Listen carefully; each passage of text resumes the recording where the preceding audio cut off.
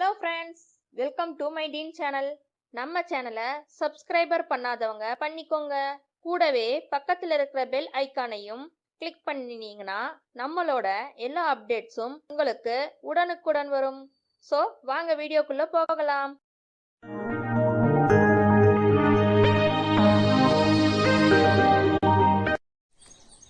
இன்னைக்கு என்ன பார்க்க போறோம்? செம்பருத்தி பூ ரசம்.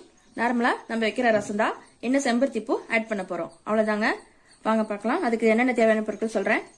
மிளகு 1.5 ஸ்பூன், சீரகம் 1.5 ஸ்பூன், 1/4 ஸ்பூன் மஞ்சத்தூள், ஒரு 3 வரமிளகாய், பூண்டு ஒரு பல் எடுத்து உரிச்சு வச்சிருக்கேன், பெருங்காயம் ஒரு அரை ஸ்பூன் போட்டுக்கலாம், கருவேப்பிலை சிறிதளவு, கொத்தமல்லி தழை சிறிதளவு, உப்பு தேவையான அளவு, 2 தக்காளி எடுத்து கட் பண்ணி எடுத்து வச்சிருக்கேன், புளி ஒரு எலுமிச்சை சைஸ் எடுத்து கரைச்சி வச்சிருக்கேன்.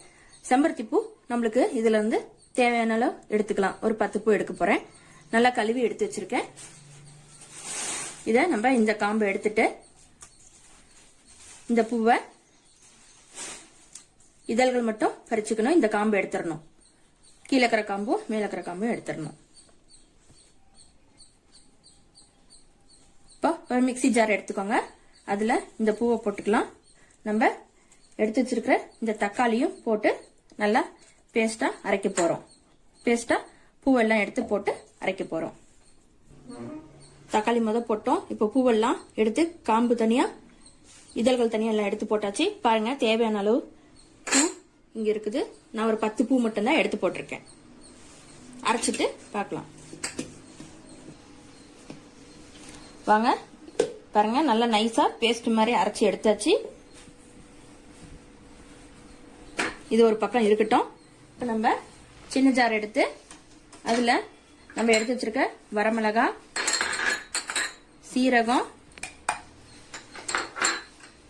மிளகு, கருவேப்பிலை, பூண்டு பல்லு இது எல்லாத்தையும் ஒன்னா போட்டு நல்லா நைஸா பேஸ்ட் பண்ணி எடுத்துக்கலாம். அவ்வளவுதாங்க. பாருங்க, இந்த மாதிரி ஒரு முக்காவாசி பதத்துக்கு நம்ம அரைச்சி எடுத்துக்கணும். இது இப்படி இருக்கட்டும். இப்ப நம்ம அடுப்பு பத்த வச்சுக்கலாம்.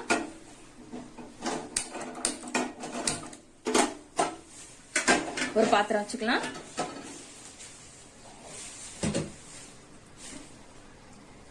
அதுல 1/2 டேபிள் ஸ்பூன் அளவு எண்ணெய் ஊத்திக்கிறேன். எண்ணெய் சுடிடுச்சுங்க. இப்ப நம்ம எடுத்து வச்சிருக்கிற இந்த மிளகு சீரகம் பேஸ்ட் போட்டுடலாம்.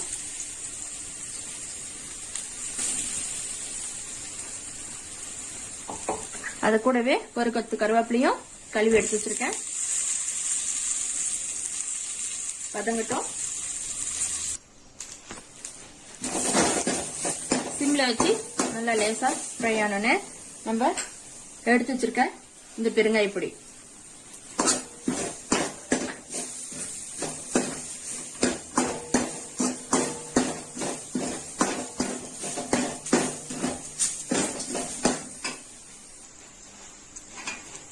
நம்ம அரைச்சு வச்சிருக்க இந்த தக்காளியை போட்டுடலாம்.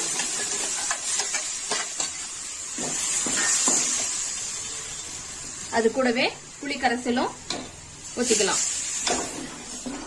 தேவையான அளவு தண்ணி, மிக்ஸி கழுவி தண்ணி எடுத்து ஊத்திக்கலாம். நம்ம மிக்ஸி கழுவி எடுத்திருக்கோம்.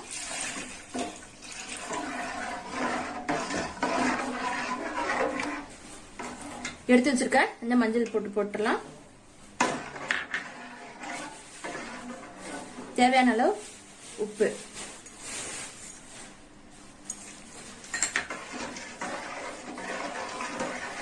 உப்பு புளி பார்த்துக்கிட்டு தண்ணி எடுத்து ஊத்திக்கோங்க. பாருங்க, ரசம் அவ்வளவுதான் கொதி வந்துருச்சு. இதுக்கு மேல நம்ம கொதிக்க விடக்கூடாது. நம்ம எடுத்து வச்சிருக்கிற இந்த கொத்தமல்லி தழைய தூவிட்டு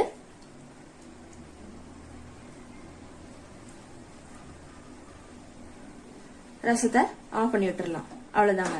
இப்ப ஒரு பவுல் எடுத்து சர்வ் பண்ணிட்டு பார்க்கலாம்.